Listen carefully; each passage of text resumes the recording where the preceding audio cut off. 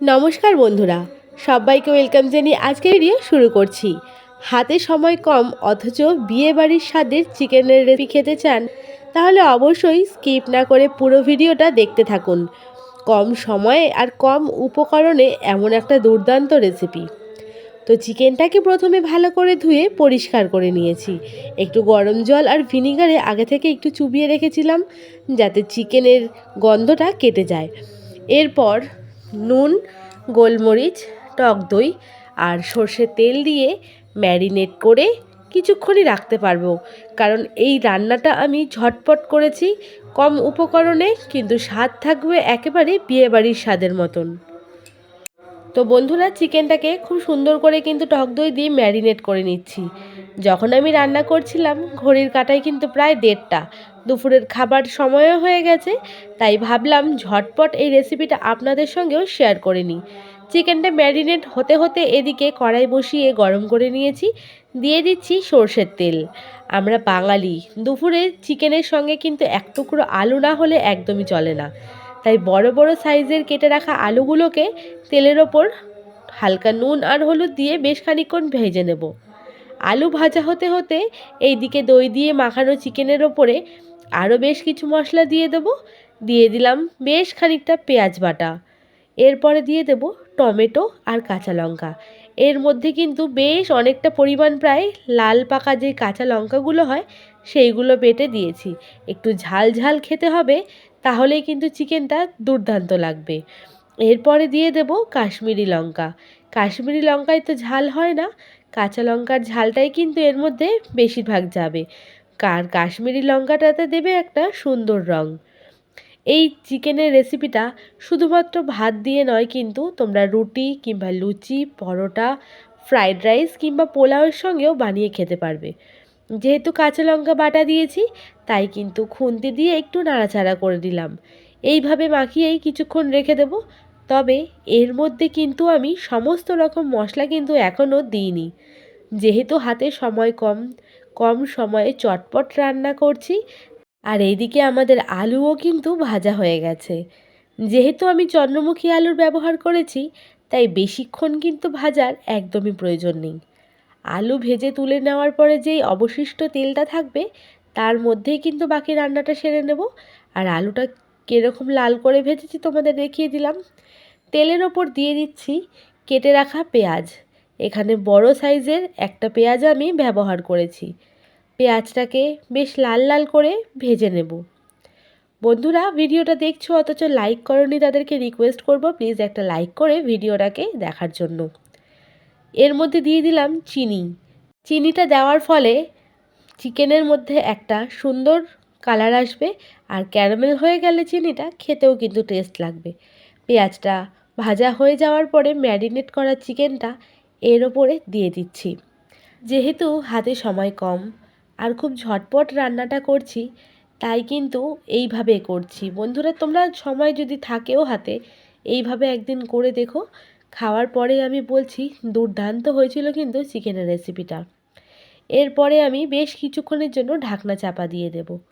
ঢাকনা চাপা খোলার পরে চিকেন থেকে দই দেওয়ার কারণে বেশ খানিকটা কিন্তু জল বেরিয়ে এসেছে। এরপরে যে মশলাগুলো দেওয়া বাকি রয়েছে সেইগুলো একে একে দিয়ে দেব। দিয়ে দিলাম ধনে জিরে গুঁড়ো আর পরিমাণ মতন হলুদ। হলুদ আর জিরে দেওয়ার পরে দিয়ে দেব একটা বড় টমেটো, গোল গোল করে স্লাইস করে কেটে রাখা। টমেটো তো অনেক সময় তোমরা পেস্ট ব্যবহার করো, তবে পেস্ট ব্যবহার না করে এইভাবে গোল গোল করে এই রান্নায় একবার ব্যবহার করে দেখতে পারো।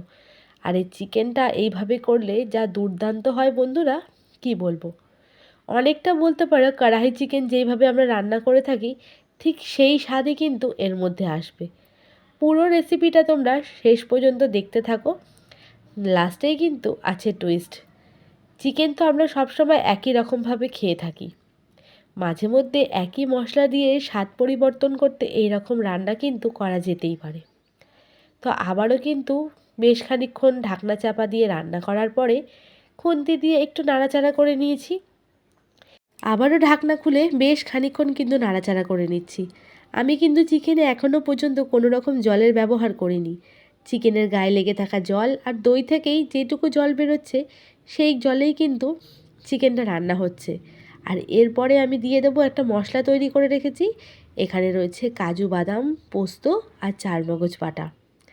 এই মশলাটা দেওয়ার কারণেই কিন্তু চিকেনের স্বাদটাই পরিবর্তন হয়ে যাবে। তোমরা কিন্তু যে কোনো অনুষ্ঠানেও এই রান্নাটা করতে পারো। কাজু বাদাম দেওয়ার ফলে গ্যাসের ফ্লেমটাকে একটু আস্তে করে দিয়েছিলাম, তারপর বেশ খানিকক্ষণ আবার গ্যাসটাকে জোরে করে দিয়ে ভালো করে চিকেনটাকে জাল দিয়ে নিয়েছি। এরপরে কেটে রাখা আলুগুলো ওপর থেকে দিয়ে দিচ্ছি। আলুগুলো দেওয়ার পরে কিন্তু ঢাকনাটা দিয়ে দেবো, নাড়াচাড়া একদমই করব না। আবার কিছুক্ষণ পর ঢাকনাটা খুলেছি। এবার আলুটা দিয়ে ভালো করে নাড়াচাড়া করে নেব। যেহেতু চন্দ্রমুখী আলু, তাই কিন্তু বেশিক্ষণ রান্না না করলেও চলবে, কারণ চন্দ্রমুখী আলু কিন্তু এমনিতেই তাড়াতাড়ি সেদ্ধ হয়ে যায়। তো চিকেনের সঙ্গে আলুটাকে আবারও ভালো করে কিন্তু নাড়াচাড়া করে নেব। আর হ্যাঁ বন্ধুরা, তোমরা যদি চাও এর মধ্যে আলুর ব্যবহার নাও করতে পারো। যেহেতু আমাদের চিকেনের সঙ্গে আলু খেতে ভালো লাগে, তাই কিন্তু এখানে আলুর ব্যবহার করেছি। তো চিকেনটা কিন্তু প্রায় কষা হয়ে এসেছে, আর সাইড থেকে প্রায় তেলটাও কিন্তু ছেড়ে এসেছে। আমি এখনও পর্যন্ত কিন্তু চিকেনের মধ্যে কোনো রকম জলের ব্যবহার করিনি। আবারও কিছুক্ষণ নাড়াচাড়া করে নেব। নাড়াচাড়া করে ঢাকনা চাপা দিয়ে রান্না করে নেব। দেখো বন্ধুরা, এইবার কিন্তু বেশ ভালো করে চিকেনটাকে কষানো হয়ে গেছে। এরপরে যে মিক্সিতে মশলা করেছিলাম তার মধ্যে অল্প জল দিয়ে মিক্সির গায়ে লেগে থাকা মশলাটাও ধুয়ে ঝোলের মধ্যে দিয়ে দিলাম। এছাড়া আর কোনো কিন্তু জল আমি এর মধ্যে দেব না। এই সামান্য জলটাই কিন্তু পর্যাপ্ত এই চিকেনটা রান্নার জন্য। আবারও খুন্তি দিয়ে একটু নাড়াচাড়া করে নেব। চিকেনটাকে টকবক করে ফুটতে ছেড়ে দেব। পরিমাণ মতন নুন দিয়ে দিলাম। তোমরা নুনটা নিজেদের স্বাদের অনুযায়ী কিন্তু এইখানে ব্যবহার করবে। নুন দেওয়ার পরে আবারও বেশ খানিকক্ষণ একটু নাড়াচাড়া করে নিচ্ছি। এর মধ্যে কিন্তু বেশি ঝোল হলে একদমই খেতে ভালো লাগবে না। এই রান্নাটা একটু গা মাখা থাকবে, হালকা গ্রেভি। রুটি পরোটার সাথে তো ভালো লাগবেই, তেরকম কিন্তু ফ্রাইড রাইসের সঙ্গেও ভালো লাগবে। এরপরে চিকেনটা নামানোর বেশ খানিকক্ষণ আগে দিয়ে দিলাম অর্ধেকটা কেটে রাখা ক্যাপসিকাম আর একটা মিডিয়াম সাইজের পেঁয়াজ কিউব করে কেটে রাখা, আর একটা পাকা লঙ্কা। এই ক্যাপসিকাম আর পেঁয়াজটা দেওয়ার ফলে কিন্তু চিকেনের মধ্যে একটা আলাদাই ফ্লেভার এনে দেবে। তোমরা চাইলে কিন্তু এই ক্যাপসিকাম আর পেঁয়াজটাকে হালকা ঘিয়ে ভেজেও কিন্তু দিতে পারো, তবে আমি এইভাবেই ব্যবহার করেছি। তো দেখতেই পাচ্ছ চিকেনটা কিন্তু আমাদের প্রায় রান্না হয়ে এসেছে। তো বন্ধুরা, কেমন লাগলো রেসিপিটা কমেন্টে কিন্তু অবশ্যই জানিও। নামানোর আগে দিয়ে দেব কিন্তু গরম মশলা। আমি এখানে শাহি গরম মশলার ব্যবহার করেছি। আর অবশ্যই তোমরা কিন্তু এই রান্নাটায় ক্যাপসিকাম দিয়েই করো, তাহলেই কিন্তু এই রেসিপিটার আসল স্বাদ বুঝতে পারবে। তো বন্ধুরা, গরম মশলা দেওয়ার পরে গ্যাসটাকে বন্ধ করে 5 মিনিটের জন্য রেস্টে রেখে দিয়েছি।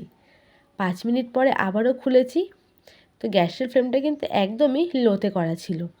গরম মশলাটাকে একটু ভালো করে মিশিয়ে নেব।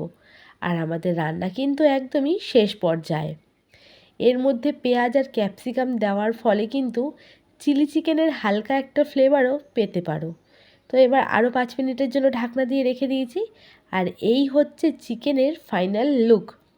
আর ঝাল হয়েছে কিন্তু রগরগে, আর খেতে হয়েছে কিন্তু দারুণ সুস্বাদু। তো কেমন লাগলো তোমাদের এই রেসিপিটা অবশ্যই জানিও।